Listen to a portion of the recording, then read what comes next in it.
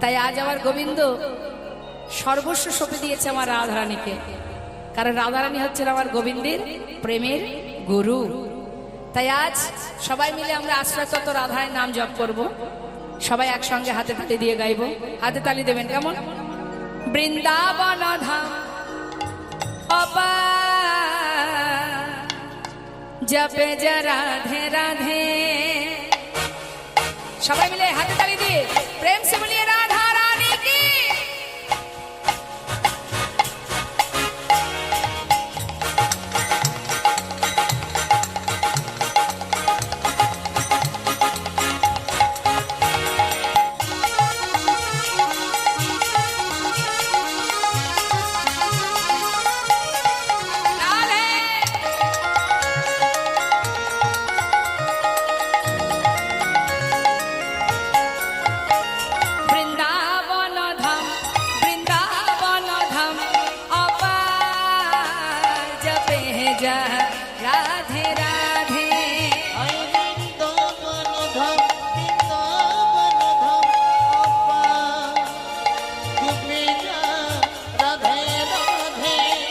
जपे जा राधे राधे भजे जा राधे राधे जपे जा राधे राधे भजे जा राधे राधे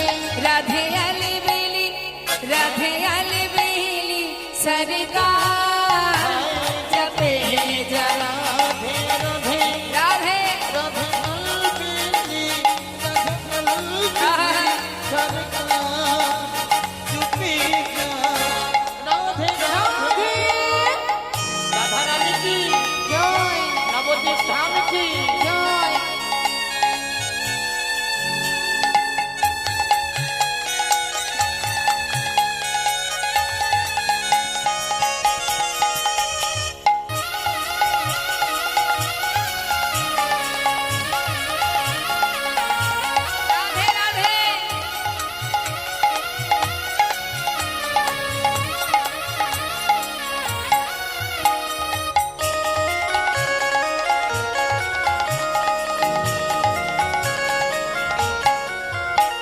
जो राधा नामी न हो तो रसराज बेचारो रत।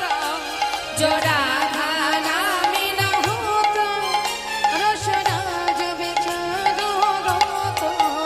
नहीं हो तो कृष्ण अवतार।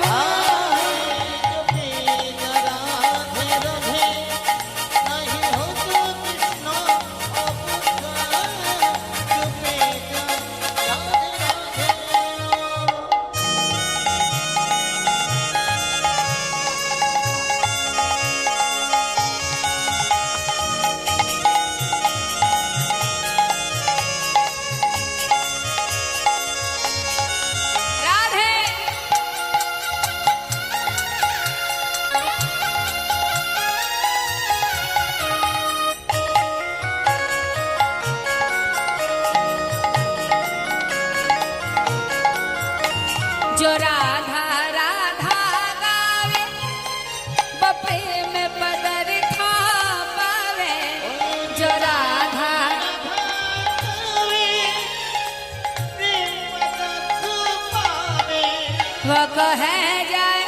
वो कह जाए बेड़ा पार जपे जा राधे राधे।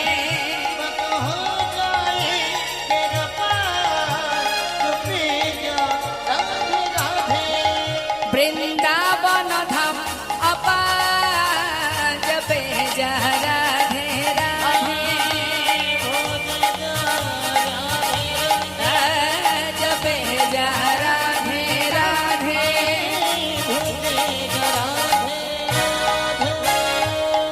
प्रेम से बोलिए राधा रानी की। आरेकटु जोरे হবে না? হবে? बोलिए राधा रानी की। জোর হয়েছে কিন্তু আরেকটু দরকার, আরেকটু জোরে। 12 আনা হয়ে গেছে, 4 আনা বাকি। বলিয়ে রাধা রানী কি। এই তো 16 আনা পরিপূর্ণ। শ্যাম সুন্দর কি, বাঁকে বিহারী লাল কি, নবদ্বীপ ধাম কি, গৌর সুন্দর কি, দয়াল নিতাই চাঁদ কি, পঞ্চতত্ত্ব কি, সুরধ্বনি গঙ্গা মা কি, রাধে রাধে, বজরং বলি কি, জয় রাধে রাধে। শ্রীধাম বৃন্দাবনে বর্তমানে আমরা আছি, কারণ লীলা আমাদের শ্রবণ করতে হবে। বৃন্দাবনে ভগবান কৃষ্ণচন্দ্র তিনি সখাগণকে নিয়ে বনমাঝে খেলায় গেছে। মা যখন বনমাঝে খেলা করছে সখাগণকে নিয়ে, সখাদের বলছে, এই সখা, প্রতিদিন তো খেলা করি, আজকে একটু অন্যরকম খেলা করব। আজকের খেলা, এই তোরা খেলা করিস, খেলা করিস, কি খেলা করিস? গেম খেলিস? আগেকার সময় আমরা যেসব খেলাধুলা করতাম, এখনকার বাচ্চারা সব খেলাই ভুলে গেছে। সব এখন, তুমি কি খেলো? লুকোচুরি? তাহলে কানাই বলছে, শোন ভাই, আমরা সবাই মিলে আজকে একটা নতুন খেলা করব। তা সখাগণ বলছে, নতুন খেলা? তা কিভাবে খেলতে হবে, খেলাটা কি, নাম কি তার, তাহলে তুই বল। তখন কানাই বলছে, শোন, আজকের খেলাটা হচ্ছে পাতা পাতা খেলা। মানে খেলেছিস কখনো পাতা পাতা খেলা? খেলিস? শুনে নে ভালো করে। পাতা পাতা খেলাটা হচ্ছে, যতগুলি আমরা বন্ধু আছি সবার জন্য একটা করে পাতা তুলতে হবে। এবার সেই সকল পাতাগুলো কানার হাতে থাকবে, তার মধ্যে একটা পাতা ছিদ্র করা হবে। এবার প্রত্যেকে পাতা নিয়ে যাবে, যার পাতাটা ছিদ্র পড়বে সে হবে দলের মধ্যে চোর। এবার প্রত্যেককে একে একে কাঁধে করে নিয়ে বংশীবট থেকে কেশি ঘাটে নিয়ে যেতে হবে, আবার সেখান থেকে কাঁধে করে ফিরিয়ে নিয়ে আসতে হবে। তার মানে কাঁধে চড়াচড়ি খেলা। হ্যাঁ, কাঁধে চড়াচড়ি খেলা। তা এর আরেক নাম হচ্ছে পাতা পাতা খেলা, আবার আরেক নাম হচ্ছে বিনোদ খেলা, নতুন খেলা, মানে নতুন খেলা। হ্যাঁ, তা নিয়ে কিন্তু মা, আমরা সবাই দেখছি যে ভগবান খেলা করছে বৃন্দাবনে বালক বেশে, এটা তো লীলার কারণে, তাই না? কিন্তু শুধু যে লীলার কারণে ভগবান সখাগণকে নিয়ে খেলছে এইটাই প্রকৃত খেলা তা নয়।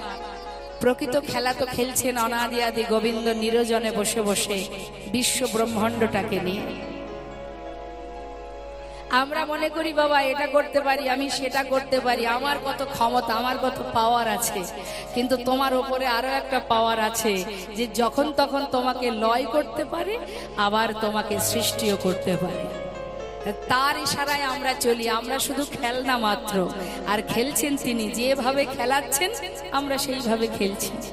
তাহলে আমরা দেখছি বৃন্দাবনে বালক সেজে ভগবান খেলছে, আর অনন্ত কোটি বিশ্ব ব্রহ্মাণ্ডের মালিক গোবিন্দ আমার, তিনি খেলছেন নিরজনে মহাশূন্যে বসে বসে। কোথায় মা? আপনারা নিশ্চয়ই দেখেছেন যে অনন্তনাগ যখন ফনা ধরে থাকে, তার শয্যার উপরে শুয়ে আছে কে? স্বয়ং নারায়ণ, তাই তো, বিষ্ণু। তা বিষ্ণু যে শুয়ে আছে যে শয্যায়, যে অনন্তনাগ ফনা ধরে আছে, ওই অনন্ত নাগই হচ্ছেন বলরাম। ইনি হচ্ছেন বলরাম, ইনি হচ্ছেন সেই নিত্যানন্দ। তাই অনন্ত নাগ যার মাথার উপরে আছে 14টা ভুবন, অর্থাৎ আমরা আছি ঠিক মিডিলে, মাঝখানে আমরা বাস করছি। আর তার উপরে 7টা আছে, নিচে 7টা আছে। আর এই 7 আর 7 14 ভুবন, মানে আমরা বলি না ত্রিভুবন, ত্রিভুবন নয়, 14টা ভুবন, 14 লোক যাকে বলে।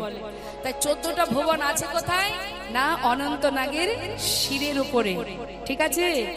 তাহলে অনন্তনাগ ফনা ধরে আছে, তার মাথায় 14টা ভুবন, আর এই 14টা ভুবনের মাঝখানে আমরা আছি। মাথা যদি একবার নড়ে মা, তাহলে বিশ্ব ব্রহ্মাণ্ড সব জলের তলায় চলে যাবে। তাহলে আমরা কোথায় আছি? আমাদের ক্ষমতা কতটুকু থাকতে পারে? আমরা যেখানে আছি এটাকে বলা হয় ভূলোক। এর ওপরে আরো আছে, ওপরেই স্বর্গ নয়, স্বর্গের অনেক দেরি। এই ভূলোকের পরে আছে ভূবরলোক, জনলোক, তপলোক, হ্যাঁ, মহালোক, তারপরে আছে সত্যলোক, কালীলোক, দুর্গালোক, এসব পরপর উপরে শিবলোক, তারপরে বৈকুণ্ঠ, তারপরে আছে গিয়ে গোলক। গোলক হচ্ছে শেষ, আর ওই গোলক থেকেই এই ভূলোকে আমরা এসেছি। বুঝতে পারছেন মাঝখানে কতগুলো আছে ভুবন? সমস্ত ভুবনকে অতিক্রম করে আমরা মর্তধামে পৃথিবীর মধ্যে বিরাজ করছি। এর নিচে কি আছে? এই মর্তধামের নিচেই পাতাল নেই, পাতাল অনেক নিচে। এর নিচে কি আছে? অতল।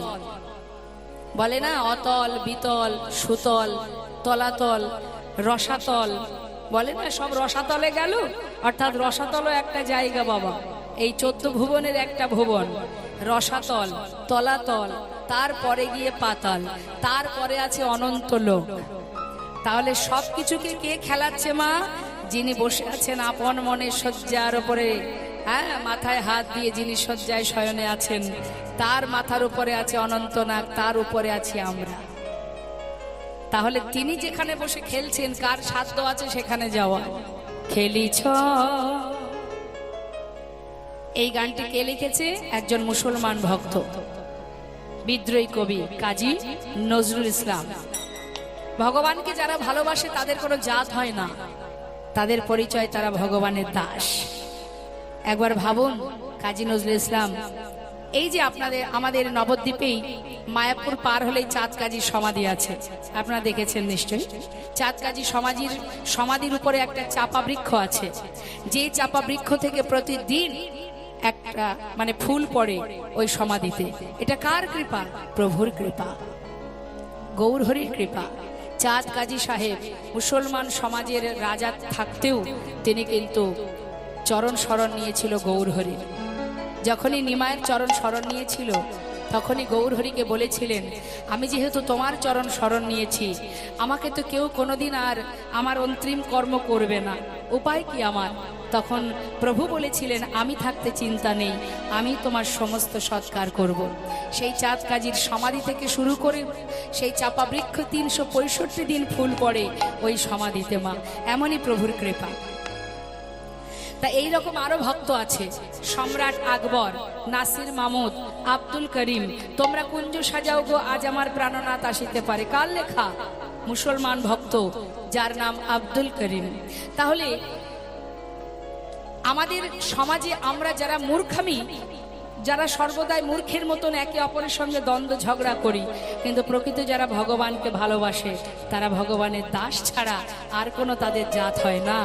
তাই আজ কাজী নজরুল ইসলামের অনেক গান আপনারা শুনেছেন, অনেক গান শুনেছেন, সখী শেহরি কেমন বল, হ্যাঁ, এইরকম অনেক গান আপনারা শুনেছেন। তো আজ আমি যে গানটা গাইব, কি বলছে? কাজী নজরুল ইসলামের লেখা। খেলিছ হে বিশ্বলয়ে বিরাট শিষ আনমনে, খেলিছ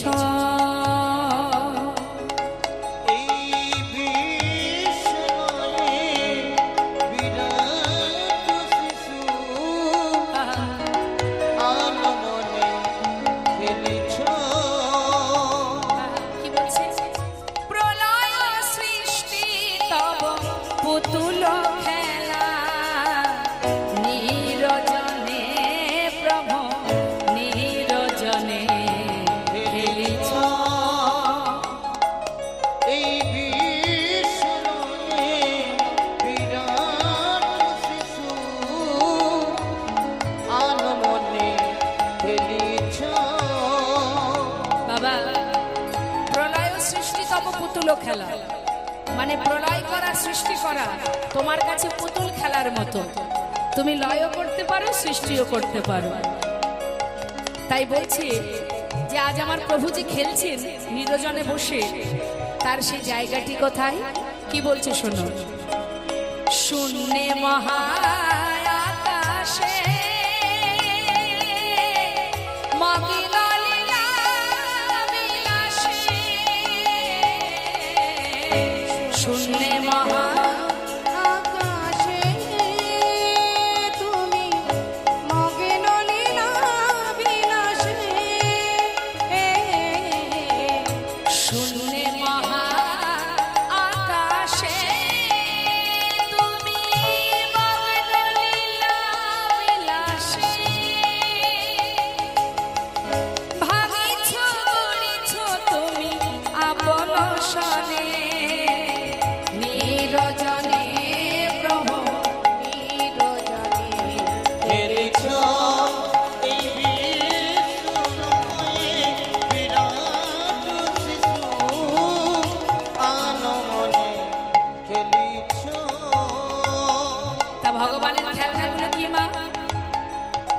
সে যে খেলনাগুলো নিয়ে খেলা করে তার নামগুলো আমরা শুনবো। কি বলছে? তারকার বিশসী খেলনা তব হে উদাসী পড়িয়া আছে রাঙা পায়ের কাছে রাশি রাশি তারকার বিশ্বসী খেলনা তব হে উদাসী পড়িয়া আছে রাঙা পায়ের কাছে রাশি রাশি নিত্য তুমি হে উদাস সুখে দুঃখে নিত্য তুমি হে উদাস সুখে দুঃখে অবিকার নিত্য তুমি হে উদাস সুখে দুঃখে ভাঙিছ গড়িছ নীতি হাসিছ খেলিছ নীতি আপন সনে নিরজনে প্রভু নিরজনে খেলিছ এই বিষ্ণুয়ে বিরাট শিশু আনমনে খেলিছ এই বিষ্ণুয়ে বিরাট শিশু আনমনে খেলিছ। হৃদয় গৌর হরিবল হরিবল। এটা তো কাজী নজরুল ইসলামের লেখা প্রভুকে নিয়ে। আর এদিকে বৃন্দাবনে বালক বেশি গোবিন্দ বল যায় শাখা যা পাতা তুলে নিয়ে আয়। এখন যতগুলি শাখা ততগুলি পত্র তুলেছে মা।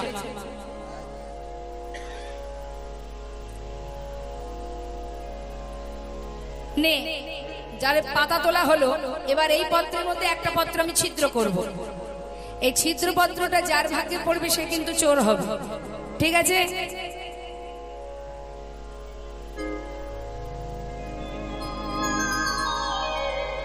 হলো। এবার গোবিন্দের হাতে পাতা আছে মা, তার মধ্যে কিন্তু একটা পাতা ছিদ্র করা আছে।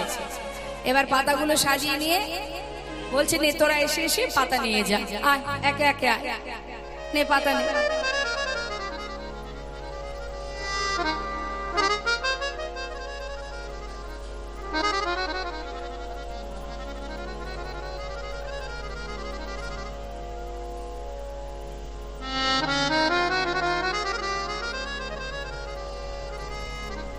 এই দেখি পাতা দেখাও। আমার ভালো পাতা কচি পাতা পড়েছে। বাহ, তাই নাকি? এই তোমাদের পাতা দেখাও। এখানে আমার পাতা ভালো পড়েছে। আমাদের গোটাটাই ভালো রে।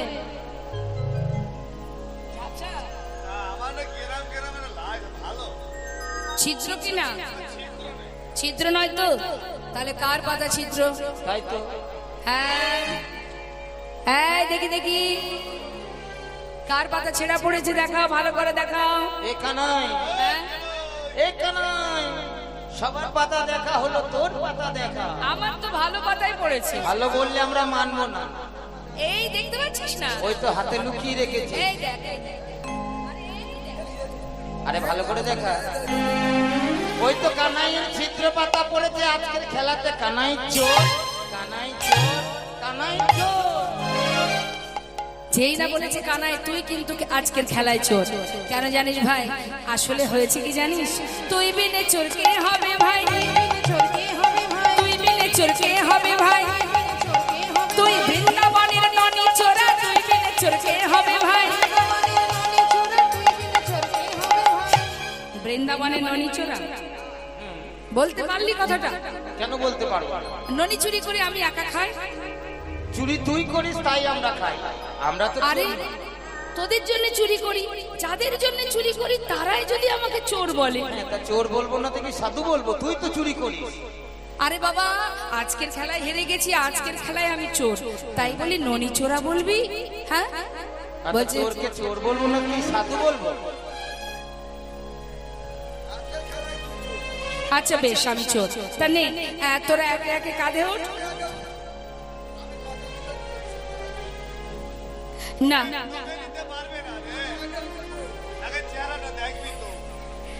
তোকে না না তোকে নেব না, হ্যাঁ তোকে নেব না। তা বলছি নে তাহলে কে কাঁধে আগে উঠবে? গোবিন্দ আমার ভক্তের চরণ সেবা করবে বলে মা আজকের এই নতুন খেলা খেলছে। কারণ তার মনে ইচ্ছা যে আমি একটু চরণ সেবা করে দেখব চরণ সেবায় কি আনন্দ। কারণ ভক্তরা ভগবানের চরণ সেবা করে, তাই তো মা আপনারা ভগবানের চরণ সেবা করেন। আজ গোবিন্দের ইচ্ছা যে আমি ভক্তের চরণ সেবা করে দেখব যে ওরা চরণ সেবা করে কি সুখ পায়। তাই কিন্তু আজকে তার খেলা।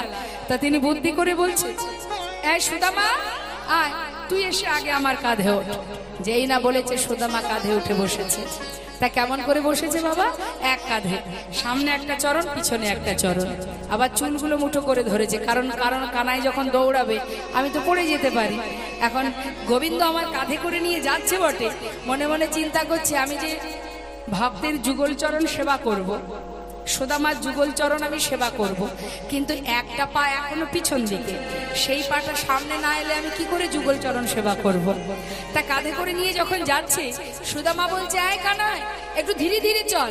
কানাই বলছে ধীরে ধীরে গেলে হবে? এতগুলো বন্ধু সবাইকে কাঁধে করে নিয়ে যেতে হবে, নিয়ে আসতে হবে। তাই এক কাজ কর, ধীরে ধীরে আমার দ্বারা হবে না, তোর ওই পিছনের পাটা আমার সামনে দে, পিছনের চরণটা সামনে দিলে আমি দুটো চরণ চেপে ধরে দৌড়াবো, তুই আর পড়বি না। এবার পিছনের পাটা যেই বলেছে সামনে দিতে, সকাশক্য প্রেম, সে তো জানে কানাই যেমন আমরাও তেমন বন্ধু আমরা। শুধু পার্থক্য কানাই রাজার ছেলে, আমরা গোয়ালার ছেলে, সাধারণ গোয়ালার ছেলে, দরিদ্র গোয়ালার ছেলে, এটাই যে পার্থক্য। কানাই যে ভগবান সে তো তারা জানে না। যেই বলেছে পিছনের চরণটা সামনে দে, সঙ্গে সঙ্গে সামনে দিয়েছে। এবার দুটো চরণ গোবিন্দের বক্ষ মাঝে দুলছে, চরণ দুটো চেপে ধরেছে, চেপে ধরে এবার যাচ্ছে। সুদামারে লইয়া কৃষ্ণ দেখা করিল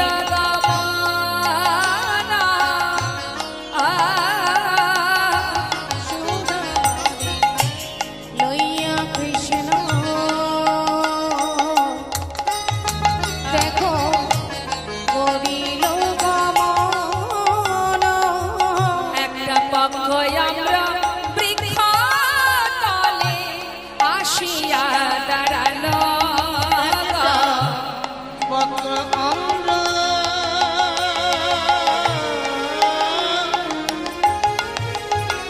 ওই বৃক্ষ তলে আসিয়া দাঁড়ালো। এবার মন্দ মন্দ সেবা করে, মন্দ মন্দ চরণ সেবা করে ভক্তের যুগল চরণ হৃদয়ে ধরে মন্দ মন্দ সেবা করে। ভক্তের যুগল চরণ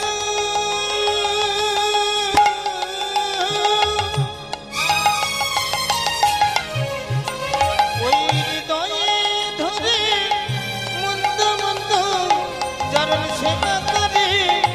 পকয় আমরা বৃক্ষ তলে আসিয়া দাঁড়ালো। একটা পক্ষ বৃক্ষ তলে আসিয়া দাঁড়ালো। বলে সুদামারে যার চরণে পাবার লাগে কত যোগী মুনি ঋষি ধ্যানে তপস্যা করে, হরিবল হরিবল। যার চরণে পাবার লাগে জগতের জীবী ঘর ছেড়ে পথে নেমে যায়। গোবিন্দ কৃপা করো বলে তোমার রাঙা চরণে ঠাঁই দাও বলে জগতের জীবী ফুল তুলসী দিয়ে সারা জীবনে কাঁদে। হরিবল হরিবল। আজি তার বক্ষ মাঝে ভক্তের চরণ যুগ, এ যে কতই আনন্দ কত সুখ, আর ভাগ্যে হয় কি না হয়। আজ নয়ন জলে গোবিন্দ চরণ ধোয়, জলের ফোঁটা পড়ছে চরণে। সুদামা বলছে, কানাই আমার পায়ে জল আসছে কোথা থেকে? তুই কি কাঁদছিস? আরে না না, আমি কেন কাঁদবো? এই যে আম গাছের নিচে দাঁড়িয়ে আছি, নিশ্চয়ই আম গাছের পাতা থেকে তোর পায়ে জল পড়েছে। একটু নামিয়ে দে না ভাই, দে, নামিয়ে দে বলছি। যেই না নামিয়ে দিয়েছে মা, দেখছে গোবিন্দ কাঁদছে। হরি বল, হরি বল। আমি তো তোকে বলেছিলাম যে এই বৃন্দাবনে আমাদের জীবনে যে কষ্টই আসুক আমরা সহ্য করতে পারবো, কিন্তু ভাই তোর কোনো কষ্ট হলে আমরা সইতে পারি না। তুই কেন বল, কেন এই খেলা খেললি? এই খেলা তো আর আমরা বলিনি, তুই বলেছিস। তাহলে এই খেলা তুই কেন করলি বল? তোর কি সেই ক্ষমতা আছে আমাদেরকে কাঁধে করে নিয়ে যাও? তুই তো রাজার ছেলে বল, আমরা তাও কষ্ট সহ্য করতে পারি, তুই কি করে পারবি? তুই তো রাজার ছেলে, কত কত ধন সম্পদ আছে তোর, কত দাস দাসী আছে তোর, তুই কি করে সহ্য করবি বল? চল, এ খেলা আর খেলবো না। যে খেলায় তোকে কষ্ট পেতে হয় আর সে খেলা খেলবো না। চল। এই বলে সুদামা কানাইকে নিয়ে আবার সখাগণের কাছে চলে এলেন। আর যেই না এসেছে, এইভাবে প্রতিদিন বৃন্দাবনে খেলা করে মা। বিভিন্ন খেলার ছলে ভগবান তার ভক্তদেরকে নিয়ে, সখা প্রেমের ভক্তদেরকে নিয়ে নানাবিধ খেলার ছলে দিন কাটায়। কিন্তু বাবা হলো কি মা, বৃন্দাবনে এই আনন্দ বেশি দিন থাকলো না। কংস মহারাজ মথুরা থেকে অক্রুরকে দিয়ে রথ পাঠিয়ে দিল, যাও কানাই বলায় দুই ভাইকে নিয়ে এসো, তাদেরকে আমি বধ করব। যখনই কিনা গোবিন্দকে নিতে চললেন অক্রুর, রথ নিয়ে গেলেন, তা এক রথে উঠলেন কানাই বলায়, আর এক রথে উঠলেন তার পিতা নন্দ মহারাজ, নন্দ উপানন্দ ব্রজবাসী, আর এক রথে উঠলেন গোবিন্দের প্রিয় সখাগণ। তিনটে রথে করে যাত্রা করছেন মা। তো যখন যাচ্ছেন একবার চিন্তা করে দেখুন মা যশোমতীর কথা।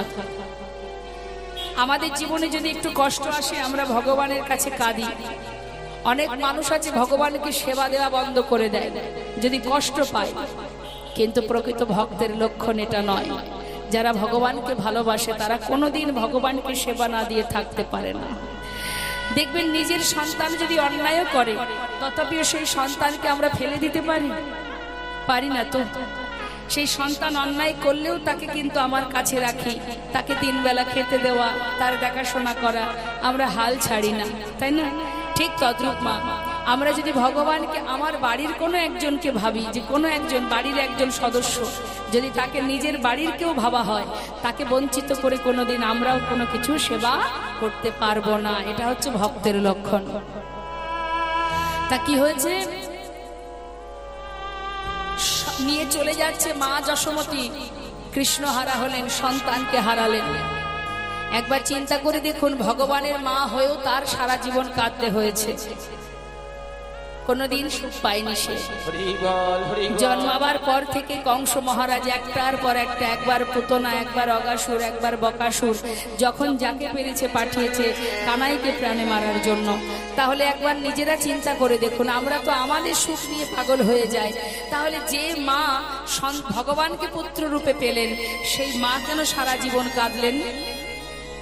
আর ওই যে মথুরায় চলে গেল গোবিন্দ, ওই চলে যাবার পর আর কোনোদিন, সারা জীবনে কোনোদিন আর গোবিন্দ বৃন্দাবনে ফিরে আসেনি, আর কোনোদিন ফিরে আসেনি। ওই মথুরা থেকেই তিনি চলে গিয়েছিলেন দ্বারকায়, আর ফিরে আসেনি। সেখানে দ্বারকায় তার শেষ লীলা হয়, প্রভাসযোগ্য মাথুর লীলা। মাথুর লীলার পরে হচ্ছে প্রভাসযোগ্য, ওই প্রভাসের লীলাটাই শেষ লীলা বাবা। আর কোনোদিন গোবিন্দ ফিরে আসেনি বৃন্দাবনে। তাহলে একবার বলুন তো মা, মায়ের কথা একবার চিন্তা করুন। একমাত্র নয়নের মণি, চোখের আড়াল যাকে হতে দিত না, সেই নয়নের মণিকে সারা জীবনের মতো মা যশোমতী হারিয়েছেন। মা দেবকীর গর্ভে সন্তান ছিল বলে তাকে তার দাদা, নিজের দাদা কারাগারে বন্দী করে দিলেন। একবার ভেবে দেখুন, আমাদের এই কলিযুগে গৌরহরির বামে যে মা বিষ্ণুপ্রিয়া, তার কষ্টটা একবার ভাবুন তো। আপনারা তো আপনাদের কষ্ট নিয়ে পাগল হয়ে যান, মা বিষ্ণুপ্রিয়ার চিন্তাটা করুন। মাত্র 2 বছর প্রভুর কাছে থেকেছেন, 13 বছর বয়সে বিবাহ হয় মহাপ্রভুর সাথে। 15 বছর বয়সে মহাপ্রভুকে ছেড়ে চলে মহাপ্রভু ছেড়ে চলে যান। যখন মা বিষ্ণুপ্রিয়ার 15 বছর বয়স, তখন মহাপ্রভু 24 বছর বয়সে সন্ন্যাসী হয়ে চলে গিয়েছিলেন। ওই যে চলে গিয়েছিলেন, আর কোনোদিন ফিরে আসেনি মা। একবার চিন্তা করে দেখুন, শ্রীমতী রাধারানী তবুও গোবিন্দ যেখানে থাকতো, বৃন্দাদতী দেবর্ষী নারদকে পাঠিয়ে দিত যে তোমরা যাও, গিয়ে দেখে এসো আমার বধূ কেমন আছে। কিন্তু কলিযুগে এমনই বিরহ মা কলিযুগটা, যে মহাপ্রভু চলে যাবার পরে মা বিষ্ণুপ্রিয়া কোনোদিন আর প্রভুকে দেখতে পান। তার মনে এটাই দুঃখ, তথাপিও তার নিঃশ্বাসে প্রশ্বাসে ওই গৌর নাম ছাড়া আর কিছু ছিল না। 4 দেওয়ালের মধ্যে নিজেকে বেঁধে রেখেছিলেন। শান্তিপুরে যখন মহাপ্রভু এসেছিলেন, সবাই গিয়েছিল, কিন্তু এই নবদ্বীপ থেকে মা বিষ্ণুপ্রিয়া যেতে পারেনি, কারণ সহধর্মিনীর মুখ দেখা যাবে না, কারণ সে সন্ন্যাসী হয়ে গেছে। তাই মা বিষ্ণুপ্রিয়ার মনে দুঃখ ছিল, যে মুখ আমার প্রভুর দেখলে তার ধর্মের বিঘ্ন ঘটে যায়, সেই মুখ এই জগতে আর আমি কাউকে দেখাবো না। তাই 4 দেওয়ালের মধ্যে নিজেকে বেঁধে রেখেছিলেন। মা বিষ্ণুপ্রিয়ার ভজন কুটিরটা এখনো আছে নবদ্বীপে, যদি গৌর বাড়িতে যান দেখতে পাবেন। পুরনো সেই ভিটেটা এখনো পড়ে আছে, লতা পাতায় ভরা। তা নিজের মুখ কখনো দেখাতেন না, সারাদিন দারুবিগ্রহ সেবা করতেন, আর সর্বদাই ওই শ্বাসে প্রশ্বাসে গৌর গৌর গৌর। যতবার মুখে বলতেন ততবার একটা করে চাল আলাদা করে রাখতেন। এই অবশেষে যতটুকু চাল হতো দিনের শেষে, সেটাকে সিদ্ধ করে লবণ শাশুড়ি মাকে দিতেন, মা সচিমাকে দিতেন, বাড়ির ঈশানকে দিতেন, কাজের যে ছিল পৌরাণিক ভিত্ত ঈশানকে দিতেন। অবশেষে যেটুকু বেঁচে থাকতো নিজে সেবা করতেন, কারণ প্রাণটা বাঁচিয়ে না রাখলে কি করে প্রভুর ভজন করব, কি করে তার নাম করব। তাহলে একবার তাদের বিরহটা চিন্তা করুন। তাদের বিরহটা ভাবলে নিজের বিরহটা আর বিরহ মনে হবে না। তাই মা, আজ গোবিন্দ যখন চলে গেল, গোবিন্দ চলে যাবার পর কংস মহারাজকে বধ করে সেখানে মা দেবকী বসুদেবকে কারাগার থেকে মুক্ত করে সবাইকে উদ্ধার করে দিলেন। দেবার পর গোবিন্দ সখাদের বললেন, তোরা সবাই ঘরে বৃন্দাবনে ফিরে যা, আর পিতাকে বললেন তোমরাও বৃন্দাবনে ফিরে যাও, আমি আর দাদা কটা দিন পরে যাব। এই বলে যেই না চলে গেছে মা, গোবিন্দ কিন্তু আর কোথাও যায়নি। গোবিন্দ সেখান থেকে গেলেন তার গুরুকুলে, নিতাই গৌর হরি বল, শিক্ষা নেবার জন্য। তা গোবিন্দের গুরুকে, যার কাছ থেকে রাজনীতিবিদ্যা শিখেছিল, সেই গুরুদেবকে গুরু শান্তিপুনি মুনি। এই শান্তিপুনি মুনির আশ্রমে যখন গোবিন্দ গেলেন, সাথে গেলেন বলাই দাদা, আর এদিকে বৃন্দাবনের সুদামা, যে কানাইকে মনে প্রাণে ভালোবাসে, সে পাগলের মতো পথে পথে ঘোরে বলে তার পিতা মুকুটমণি তিনি তার সন্তানকে ওই গুরুকুলে নিয়ে গেলেন কানাইয়ের সঙ্গে দেখা করাতে। শিক্ষার উদ্দেশ্যে আজি তাহায় চলিল, শিক্ষার উদ্দেশ্যে আজি তাহায় চলিল, ওই না শিক্ষার উদ্দেশ্যে আজি তাহায় চলিল। আমা সুদামাকে নিয়ে যাচ্ছে কোথায়? গুরু শান্তিপুনি মুনির আশ্রম, কারণ সেখানে কানাই আছে। বহুদিন হয়ে গেছে কানাইকে দেখতে পাইনি। সুদামা কানাইকে বড় ভালোবাসে, প্রাণের থেকে বেশি ভালোবাসে। তাই যাতে পিতা মনে মনে চিন্তা করছে, যাতে আমার ছেলেটাও বেঁচে থাকে, আবার তার শিক্ষাও হয়, তার পাণ্ডিত্য হয়, যাতে সে গুরু আশ্রমে গিয়ে গুরুর কাছ থেকে কিছু শিক্ষা অর্জন করতে পারে। তাই বুদ্ধি করে নিয়ে যাচ্ছেন সন্তানকে।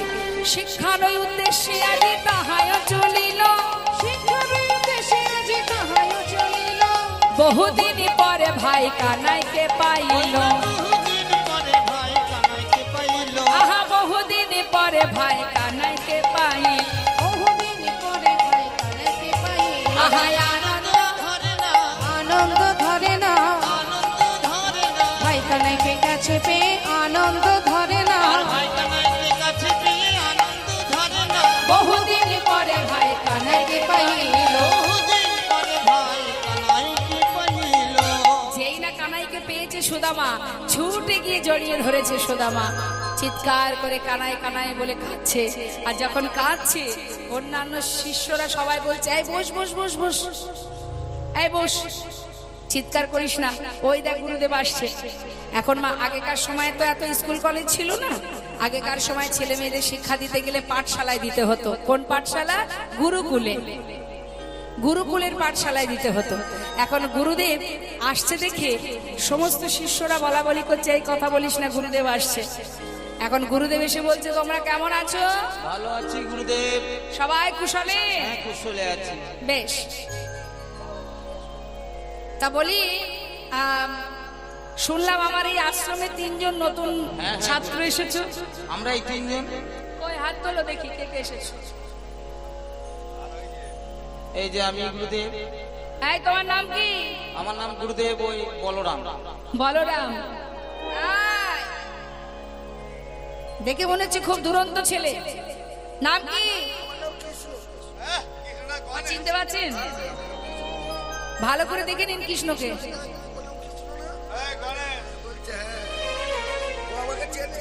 এটা কৃষ্ণ বলে মনে হচ্ছে আপনাদের? মনে হচ্ছে না? তোমার নাম কৃষ্ণ? আচ্ছা, আর তোমার নাম কি?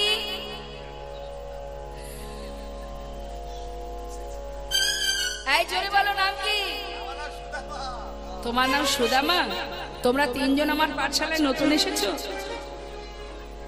তা বলো দেখি তুমি কি শিক্ষা নেবে? আমি শিক্ষা নেবো গুরুদেব ওই মানে ধনুর্বিদ্যা, হাতে চালাবো। এই যে এই কৃষ্ণ, এদিকে এসো। তুমি কি শিক্ষা নেবে? হাতও চালাতে পারবো না, আচ্ছা, হাতও চালাবো না, মুখও চালাবো না। আমি রাজনীতি শিখবো। শিখিনি, মার খেয়ে মরে যাই। রাজনীতিবিদ্যা শিখবে। গোবিন্দ বলছে আমি গুরুদেব আমি রাজনীতিবিদ্যা শিখবো। ভালো কথা। এই সুদামা তুমি কি শিখবে? মানে বেদ অধ্যয়ন করবে। হরিবোল হরিবোল। তাহলে মা পাঠশালাতে ছোট ছোট বাচ্চারা নানাবিধ শিক্ষা নিচ্ছে গুরুর কাছ থেকে। সেখানে সুদামা শিখছে কি? বেদ অধ্যয়ন। যারা বেদ পাঠ করে তাদেরকে বলা হয় বিপ্র। আর যারা শাস্ত্রে বললেন জন্ম জায়তে শূদ্র, জন্মাবার পর তার পরিচয় হয় সে শূদ্র।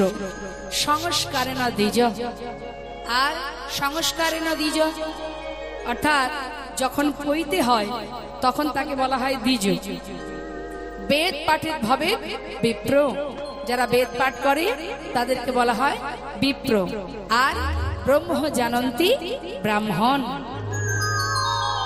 বেদ কয় প্রকার? 4 প্রকার, ঋক সাম যজু অথর্ব।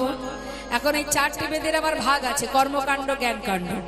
কর্মকাণ্ডটা অর্থাৎ যেখানে যজ্ঞ করা হয় সেখানে যে বেদ পাঠ করা হয় সেটাকে কর্মকাণ্ড বলে। আর যেটা পরমার্থিক কৃপা লাভের জন্য পাঠ করা হয় সেটাকে বলা হয় জ্ঞানকাণ্ড। তা গুরুদেব শিক্ষা দিচ্ছে মা। হঠাৎ গুরুমা বলছে সুদামা শোনো সুদামা, তুমি শুধু শিক্ষা নিলে হবে না বাবা, রান্নাঘরে কাঠ ফুরিয়ে গেছে, কিছু কাঠ কুড়িয়ে নিয়ে এসো। যাও, একা যাবে না, সঙ্গে কানাইকে নিয়ে যাবে। আর কিছু ভিজে ছোলা আঁচলে বেঁধে দিচ্ছি, খিদে লাগলে তোমরা সবাই দুজনে সমান ভাগে ভাগ করে খাবে। আমার সুদামাকে কিন্তু বড় ভালোবাসেন গুরুমা। আর গুরুদেব একটা কথা সুদামাকে বলেছিল যে সুদামা জীবনে কোনোদিন মিথ্যা কথা বলবে না, কারণ তুমি বেদ পাঠ শিখছো। বেদ পাঠ যারা বেদ পাঠ করে, যারা বেদ শিক্ষা গ্রহণ করে তাদের বাক্য হচ্ছে ব্রহ্ম। তাই এই মুখে কখনো মিথ্যা কথা বলবে না, পাপমূলক কাজ করবে না, অন্যায় করবে না। তাই হবে গুরুদেব। সুদামা কোনোদিন মিথ্যা কথা বলতো না, সুদামা কখনো কোনো অন্যায়মূলক কাজ করতো না, আপোষ করতো না। তাই আজ এই সুদামার আঁচলে কিছু ভিজে ছোলা দিয়েছে আর বলেছে কানাইকে নিয়ে যাও, দুইজনে গিয়ে কিছু কাঠ কুড়িয়ে নিয়ে এসো। দেখবেন মা আমাদের স্কুলে যেমন হয়, ছেলে মেয়েদেরকে একটা সরস্বতী পূজা আসুক বা কোনো অনুষ্ঠান হোক, সেখানে দেখবেন ওই স্কুলে যা যা কাজকর্ম সেগুলো কিন্তু ছাত্রছাত্রীদের করানো হয়, তাই না? এটা স্কুলে এখন আমরা দেখেছি, কিন্তু এগুলো আগেকার সময়ে কিন্তু পাঠশালাতেও করতে হতো। গুরুকুলে, গুরুকুলে যে শুধুমাত্র মন্ত্র পাঠ করা, শাস্ত্র অধ্যয়ন করা তা নয়, গুরুকুলে কর্মও করতে হতো, সব রকমের কাজ করতে হতো। এগুলোও কিন্তু শিক্ষা। তাই কোনোদিন কখনো ছেলে মেয়েদেরকে স্কুলের লেখাপড়ার সাথে সাথে আর যে কর্মগুলো করায় সেই জায়গা থেকে ছেলে মেয়েদের ঘরে রাখতে নেই, পাঠিয়ে দিতে হয়, যাও শেখো, এটাও কর্ম, এটাও তোমাকে করতে হবে।